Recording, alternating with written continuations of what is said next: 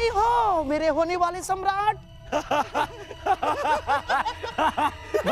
दोबारा हार गए। पांडव दोबारा हार गए। सम्राट युधिष्ठिर, पांचाली को दासी बनने से तो तुमने बचा लिया, परंतु स्वयं को वनवासी होने से नहीं बचा पाए। वन में जाने को प्रस्तुत हो जाओ महान पांडु पुत्रों। और हाँ, स्मरण रखना, इस पूरे अवधि में ना ही तुम किसी से संधि करोगे और ना ही किसी मित्र राज्य में रहोगे। और हाँ, यदि 1 वर्ष के अज्ञातवास में पकड़े गए या पहचान लिए गए तो फिर से दोहराया जाएगा। दुर्योधन, ऐसा प्रतीत होता है कि इनका जीवन वन में ही कटना लिखा है। अब तुम ही बताओ, जन्म वन में लिया, विवाह वन में किया, और अब काल का सामना भी कदाचित वन में ही करोगे।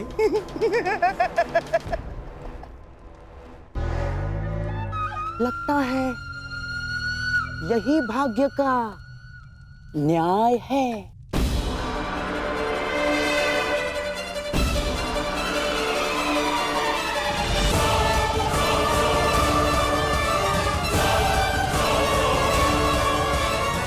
काल का सामना आप करेंगे मामाश्री, क्योंकि इस अन्याय का प्रतिशोध हम लेंगे, न्याय लेंगे हम। तुम्हें न्याय मिलेगा। प्रत्येक पापी को उसके किए अधर्म का दंड मिलेगा। प्रत्येक के कर्मों का फल उस तक लौट कर आएगा सखी। 13 वर्ष पश्चात हम फिर लौटेंगे और इस बार आज्ञा नहीं, हम अपना अधिकार लेंगे। और जो कुछ इस द्यूत भूमि में हुआ है उसका प्रतिकार हम युद्ध भूमि में लेंगे। मैं प्रतिज्ञा लेता हूं कि पांचाली के अपमान पर अट्टहास करने वाले इन 100 कौरवों को मैं अपने इन हाथों से यमलोक भेज दूंगा।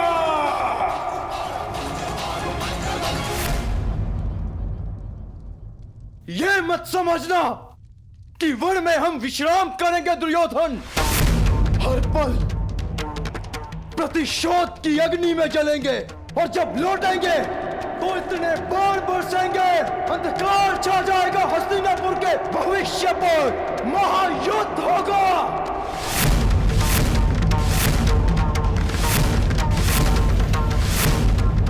बात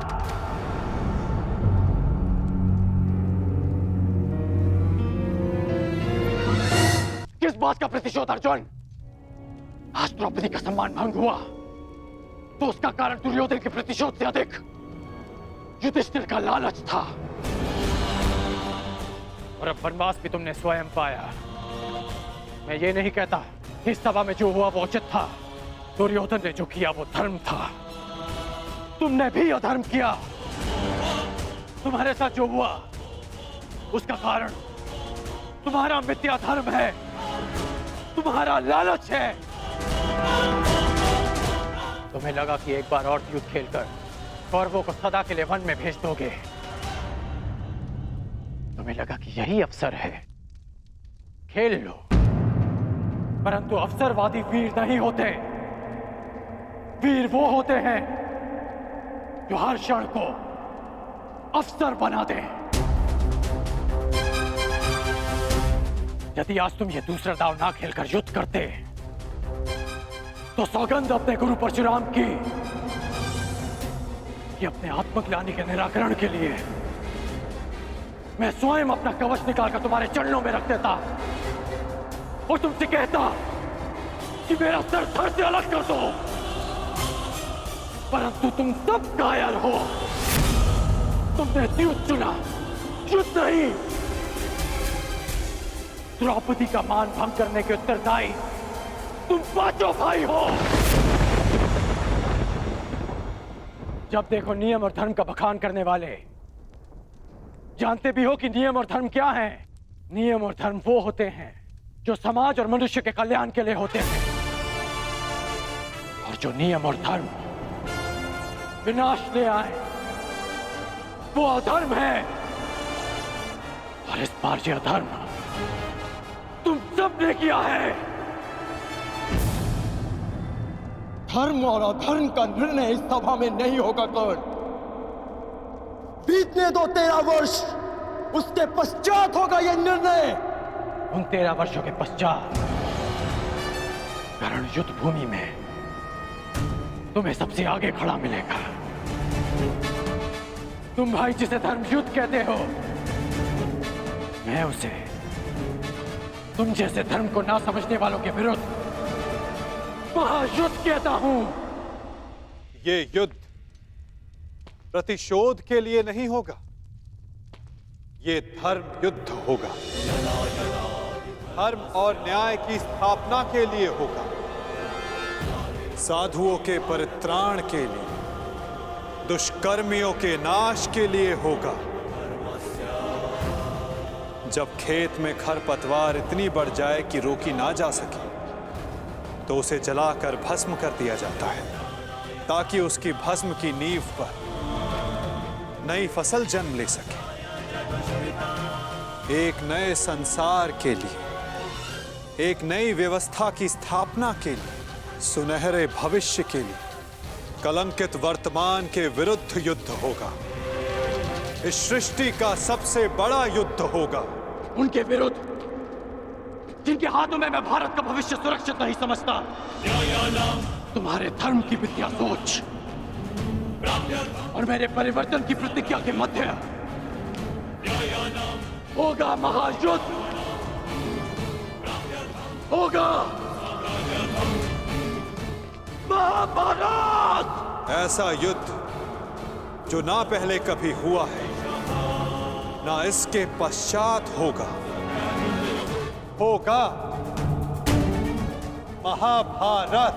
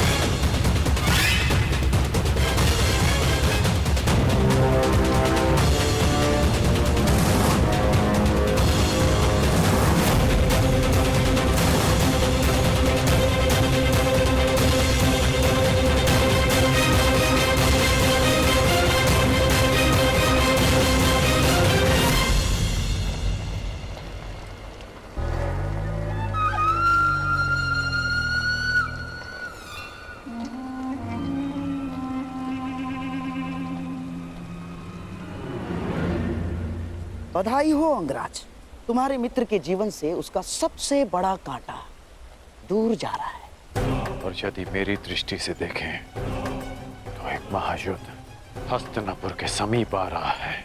ना, कोई युद्ध मेरे दुर्योधन के निकट नहीं आ सकता अंगराज। 12 वर्ष के वनवास के पश्चात उस 1 वर्ष के अज्ञातवास में पांडवों को हम ढूंढ लेंगे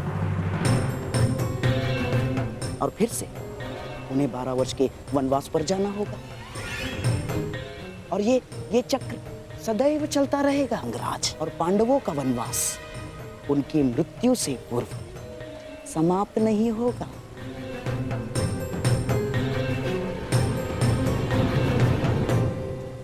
और यदि समाप्त हो गया तो द्यूत नहीं, युद्ध होगा, जहां आपके पासे भी काम नहीं आएंगे गांधार राज। पासे काम आए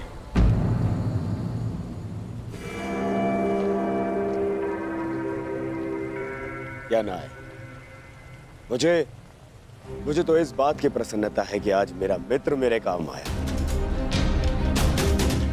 आज जिस तरह से जो कुछ भी तुमने किया, जो तुमने मेरा साथ दिया, जो उन पांडवों को उत्तर दिया,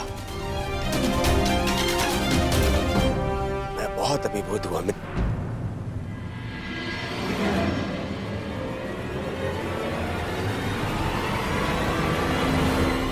आज का दिन बहुत लंबा था युवराज। विश्राम करने के लिए आज्ञा दीजिए।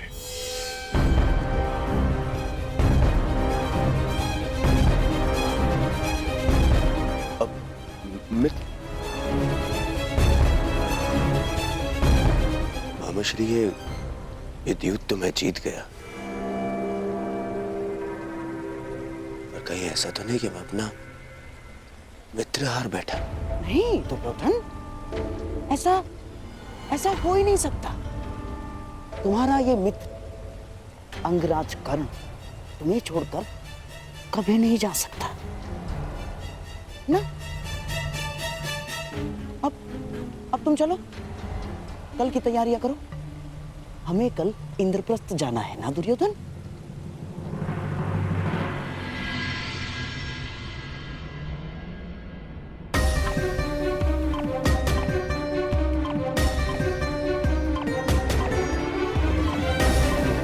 ये भूमि पर जलने के चिन्ह कैसे हैं? ये पांचाली के चरणों के चिन्ह, उसके मन की अग्नि उसके तन को जला रही है।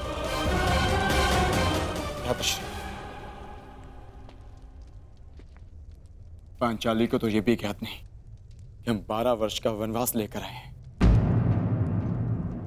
तुम्हें न्याय मिलेगा पांचाली, परंतु इस समय अन्याय के तुला के एक और पल्लड़े से मिलना शेष है।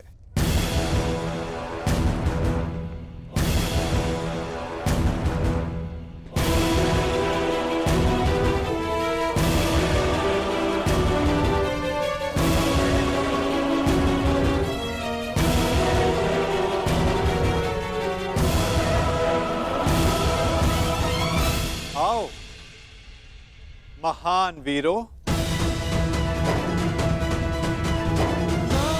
प्रणिपात स्वीकार करो। पहरा आए अपने धर्म की ध्वजा धर्मराज। दिखा दिया अपने गदा का बल विकोदर। अपने बाणों की पैनेपन की सीमा देख आए अर्जुन।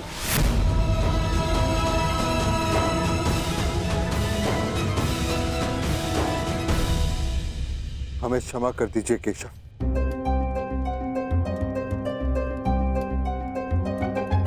हमने जो कुछ किया धर्म से विवश होकर किया। कदाचित दुर्योधन का भी यही कहना होगा कि उसने जो कुछ भी किया धर्म के तले किया। परंतु धर्म क्या है, उसकी सीमा क्या है, क्या यह सब जानने का प्रयास आप सब में से किसी ने किया?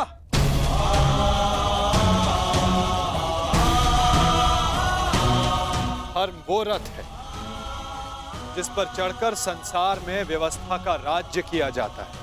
धर्म वो बाण नहीं जिसे हाथ में लेकर अधर्म को तांडव करने दिया जाए।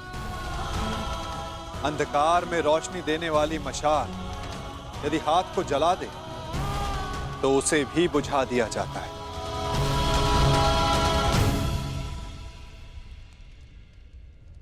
धर्म जब सीमा पार करके अधर्म का कारण बन जाए तो क्या उसे छोड़ देना उचित नहीं धर्मराज? युद्ध के लिए बुलाए जाने पर ना जाने क्षत्रियों का धर्म नहीं। अच्छा है, परंतु क्या अपनी प्रजा के अस्तित्व को उनसे बिना पूछे दांव पर लगा देना क्या धर्म है? एक अग्रज का धर्म होता है कि वो अपने अनुजों का मार्गदर्शन करे। उन्हें दासत्व के मार्ग पर भेज देना क्या धर्म है? जिस पत्नी की रक्षा करना पुरुष का सबसे बड़ा कर्तव्य होता है, उसे चौसर की बिसात पर बिछा देना क्या धर्म है धर्मराज?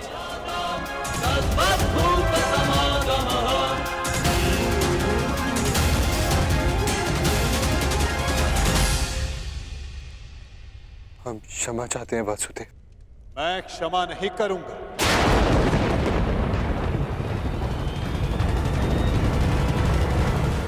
मैं क्षमा नहीं करूंगा, क्योंकि क्षमा करने का अधिकार मेरा नहीं, पांचाली का है। पूछो उससे, क्या उसका टूटा हुआ विश्वास तुम सबको क्षमा करेगा?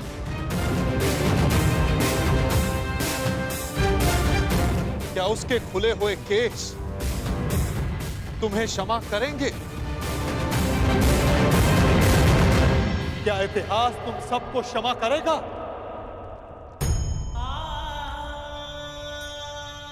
क्षमा तो हम स्वयं को भी नहीं कर सकते केशव। बस एक अवसर चाहिए। अब आप क्रोध में आकर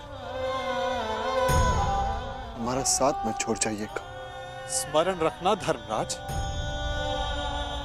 मैं किसी के साथ नहीं, मैं इस समय केवल विरुद्ध हूं, हर उसके विरुद्ध जिसने पाप किया या मौन रहकर पाप सहा। यदि मैं किसी के साथ हूं तो केवल स्त्री के मान के साथ हूं। मैं केवल द्रौपदी के साथ हूं। आप बिल्कुल ठीक कह रहे हैं केशव। हमने जो अपराध किया है वो क्षमा करने योग्य नहीं है।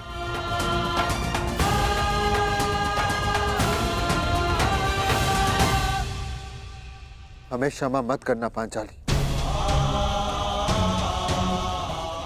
क्योंकि कहीं हमें एक क्षमा भुला ना दे कि हमें तुम्हारे साथ हुए अन्याय का प्रतिशोध लेना है। हमें हमारे अपराध का दंड नियति ने दे दिया पांचाली। हमने हमारी गृह लक्ष्मी का अपमान सहा और नियति ने हमें राज लक्ष्मी से वंचित करके वनवास दिलवा दिया।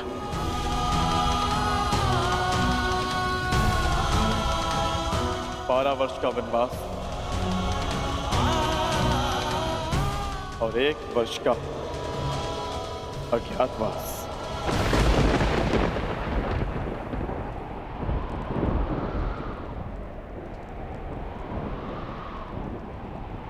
कोई अंतर नहीं पड़ता मुझे, कोई अंतर नहीं। अपना सम्मान भंग हो जाने के पश्चात मेरे लिए ये राज्य, ये महल, ये सुविधाएं कोई मोल नहीं रखती। अच्छा ही है, कम से कम ये वनवास और अज्ञातवास आप सभी को अपना लक्ष्य स्मरण करवाता रहेगा।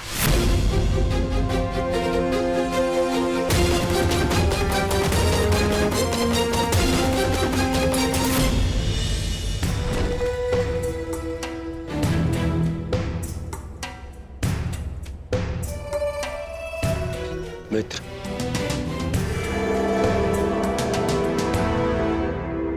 तुम यहाँ अकेले क्या कर रहे हो मित्र? इस सुरक्षा चौकी की जांच कर रहा हूं युवराज। वर्षों से हस्तिनापुर पर आक्रमण करने का किसी ने साहस नहीं किया, परंतु अब आभास हो रहा है कि आक्रमण शीघ्र ही होने वाला है। तुम व्यर्थ ही चिंता कर रहे हो मित्र। 13 वर्ष बहुत लंबा समय होता है और उन पांडवों का तो वनवास कभी समाप्त नहीं होगा। परंतु फिर भी तुम्हें यह करना ही था तो किसी सेवक को बुला लेते, उससे करवा लेते। एक सेवक ही यह कार्य कर रहा है युवराज।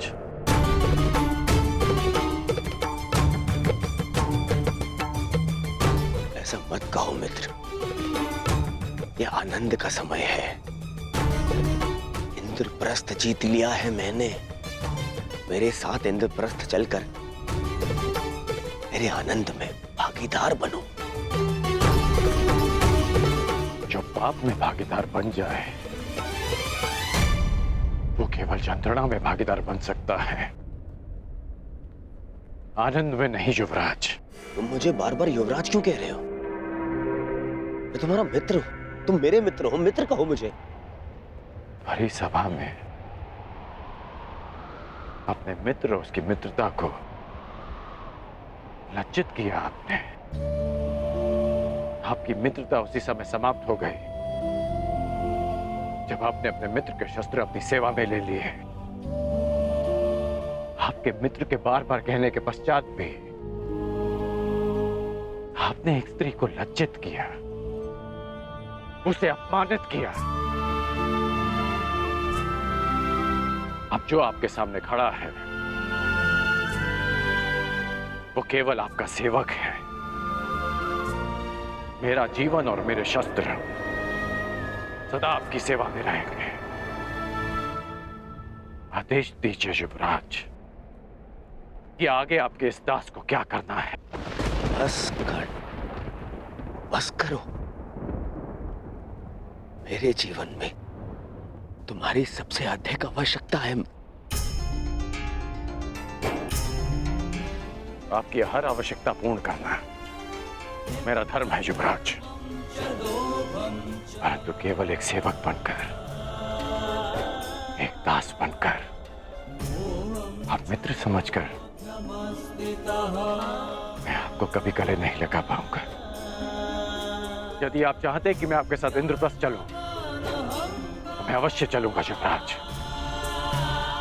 परंतु केवल एक सेवक बनकर चलूंगा।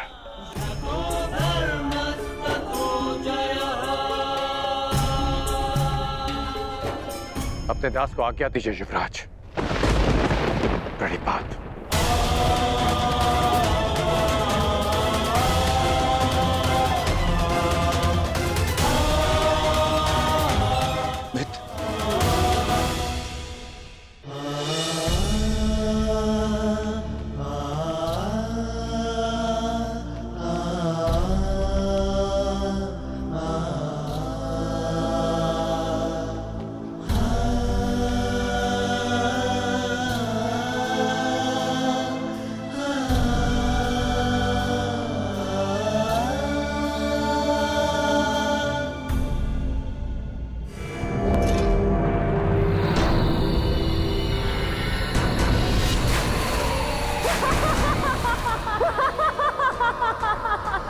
अंधे का पुत्र अंधा।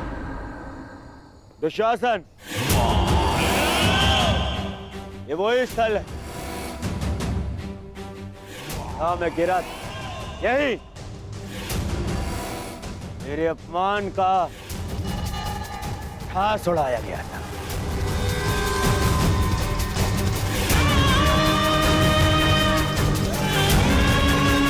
इस स्थान को तोड़वाकर इसे समतल बना दो। इस माया महल के हर एक भ्रम को भंग कर दो और यहाँ बोध चिन्ह स्थापित करो जो संसार को यह बताता रहे किस प्रकार दुर्योधन ने अपने अपमान का प्रतिशोध लिया था।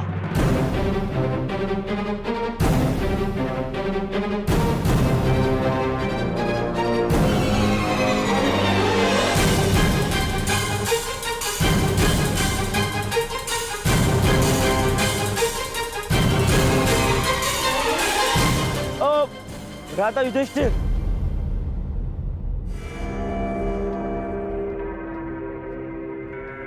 अरे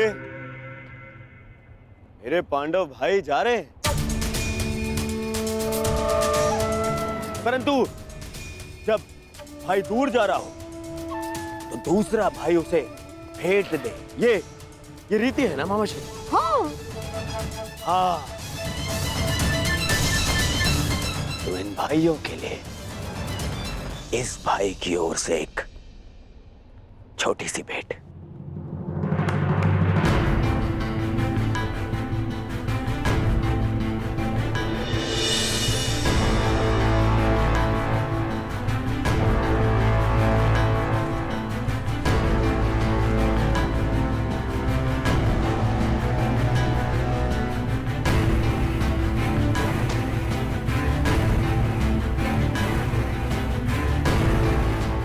भेंट अनावृत करने की अनुमति चाहूंगा।